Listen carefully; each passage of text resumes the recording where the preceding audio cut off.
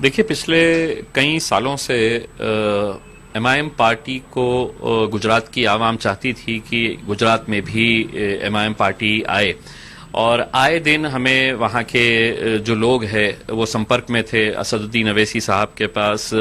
गुजरात के कई लोग जाते हैं और यही कहते थे कि एमआईएम पार्टी ने गुजरात में भी आना चाहिए। अब हमने फैसला किया है कि जो भारतीय ट्राइबल पार्टी है, बीटीपी पार्टी, छोटू भाई वसावा जी की,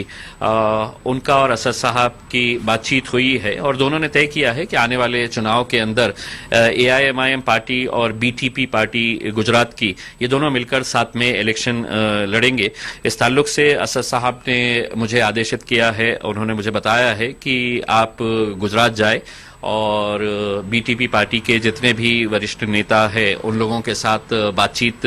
करें और आगे की क्या रणनीति रहेगी, किस तरह से हम चुनाव साथ में मिलकर लड़ेंगे, इस बारे में एक प्राथमिक बातचीत करने के लिए मैं स्वयं अगले कुछ दिनों के अंदर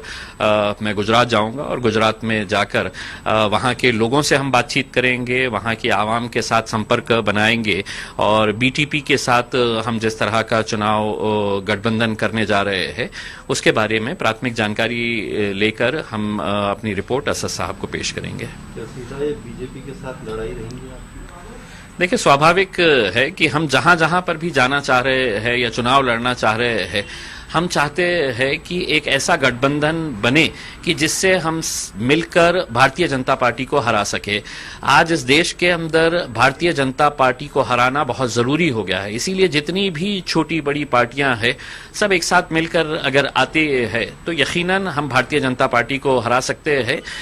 भारतीय जनता पार्टी के इस गुमान में है कि गुजरात उनका गढ़ है।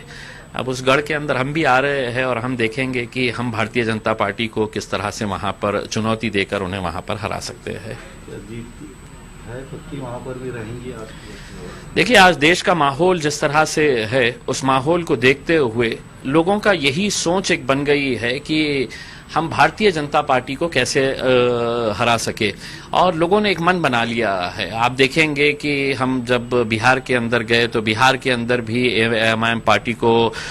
लोगों ने एक्सेप्ट किया, बहुत अच्छे तरीके से वहां पर हमें जीत मिली। हैदराबाद के नगर निगम के चुनाव जब आए तो आप वहां पर देखे होंगे कि भारतीय जनता पार्टी ने पूरी ताकत झोंकने के बावजूद भी एमआईएम पार्टी को वो कमजोर नहीं कर सके। तो हमारा ये कहना है कि अब हम देश के दूसरे इलाकों के अंदर जाएंगे, जैसा असद साहब ने पहले भी ऐलान कर दिया है कि हम पश्चिम बंगाल जाएंगे, उत्तर प्रदेश